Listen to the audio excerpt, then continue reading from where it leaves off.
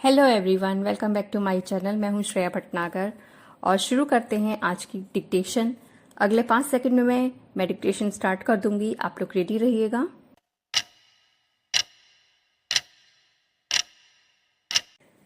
पाकिस्तान की सरकार और विशेषकर सेना तथा आईएसआई के गठजोड़ ने एक बहुत खतरनाक व अनैतिक कार्य यह किया कि मजहबी कट्टरवादी तत्वों को बड़ी संख्या में पाकिस्तान की औपचारिक सेना के सहयोग के लिए तैयार किया।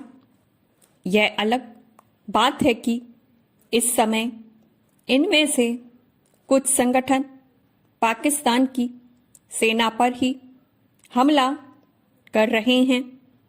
परियोजना यह थी कि वे पाकिस्तान की सेना के सहायक के रूप में भारत से लड़ेंगे जब अमेरिका व पाकिस्तान मिलकर सोवियत संघ की सेना के विरुद्ध अफगानिस्तान में अभियान चला रहे थे।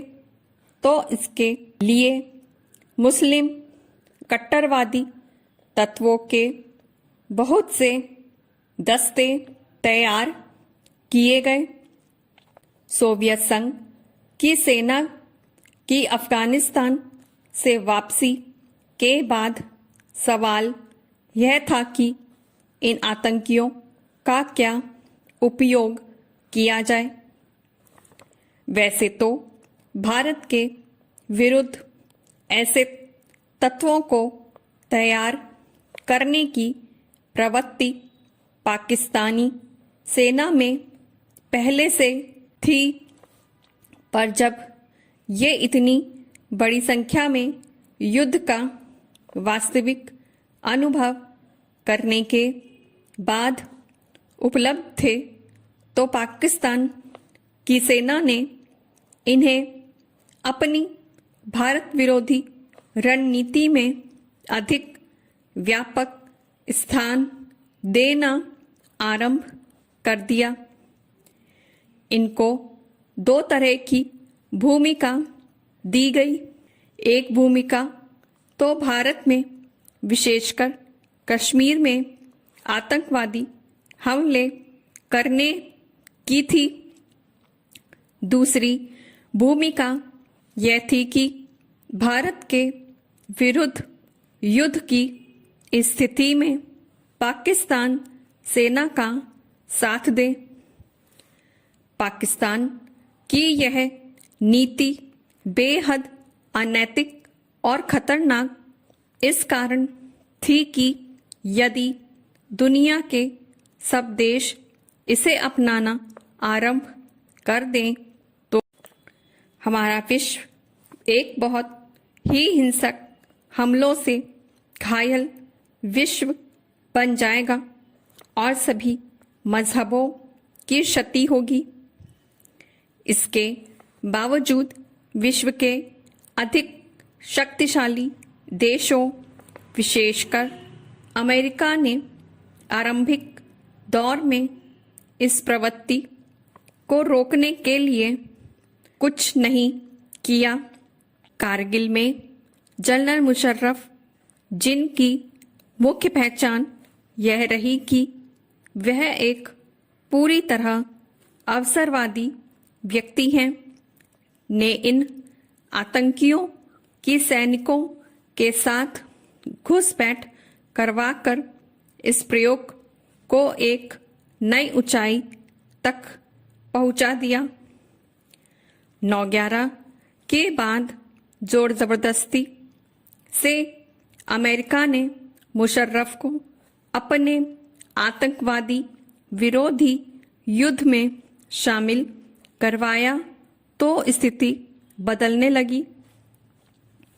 इनमें से कई आतंकवादी संगठनों ने पाकिस्तान की सेना पर हमले किए और मुशर्रफ की हत्या के प्रयास भी किए।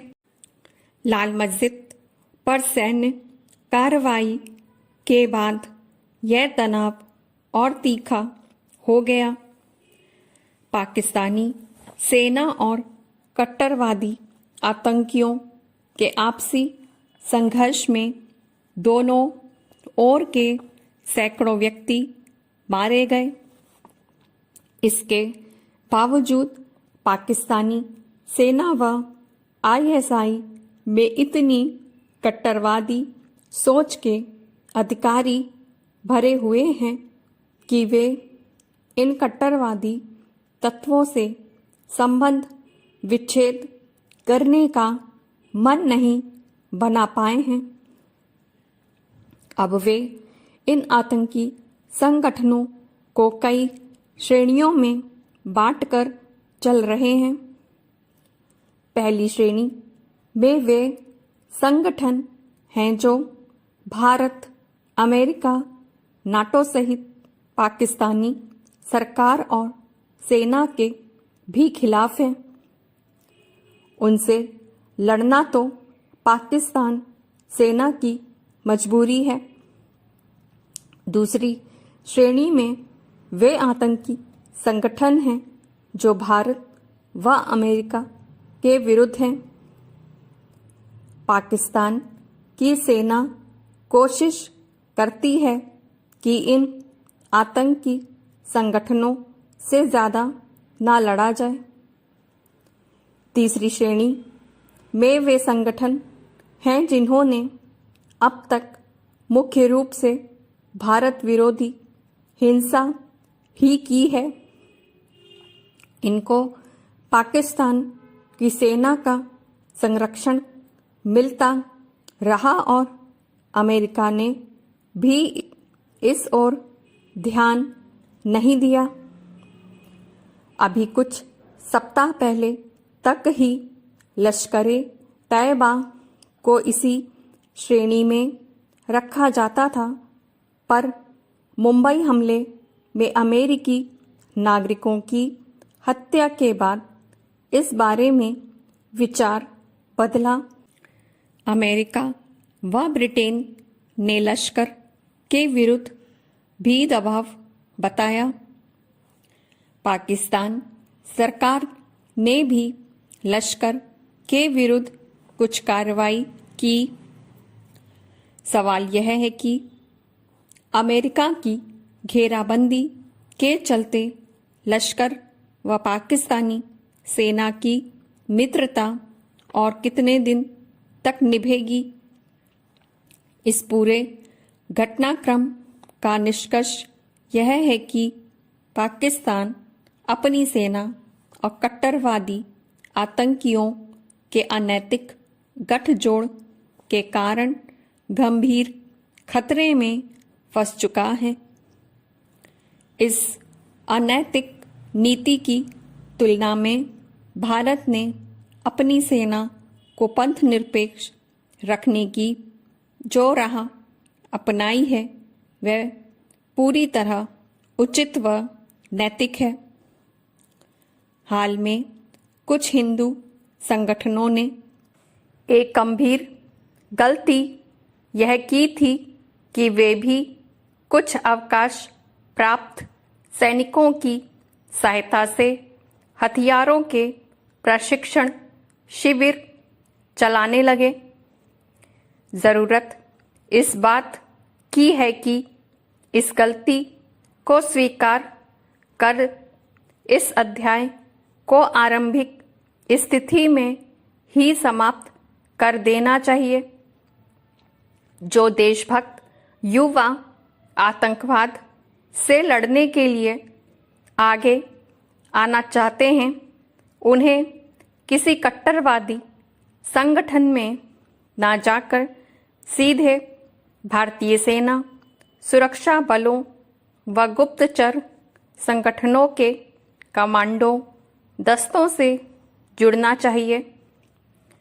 आतंकवादी विरोधी गुप्त कार्रवाइयाँ नैतिकता के आधार पर ऐसी होनी चाहिए जिसमें निर्दोष लोगों को नुकसान ना पहुँचे।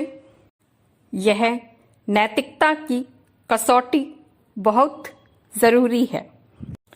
ये थी मेरी आज की डिक्टेशन। उम्मीद करती हूँ आप लोग को लिखते बना होगा, स्पीड सही लगी होगी और आप लोग की प्रैक्टिस जारी होगी। अब इसकी जो नेक्स्ट डिक्टेशन होगी वो मैं बता देती हूँ। नेक्स्ट पेज पे ऊपर से लेके नीचे तक जो है लिखा हुआ है, किसी तरह भगवान का नाम लेकर जिंदगी काट रहे हैं। यहाँ तक मैं बोलूँगी और उसके नेक्स्ट में बोलूँगी, ठीक है। तो इतने की मैं फोटो लगा दूंगी, आप लोग प्रैक्टिस कर दीजिएगा। और अगर कोई मेरे से शिकायत हो, कुछ भी दिक्कत हो, कहीं कोई कमी लग रही हो तो प्लीज़ आप मुझे कमेंट करके बता दीजिएगा, उसको मैं सुधार कर लूँगी अपने में। मिलते हैं जल्दी एक नई डिक्टेशन में, तब तक ले bye bye, take care, thank you.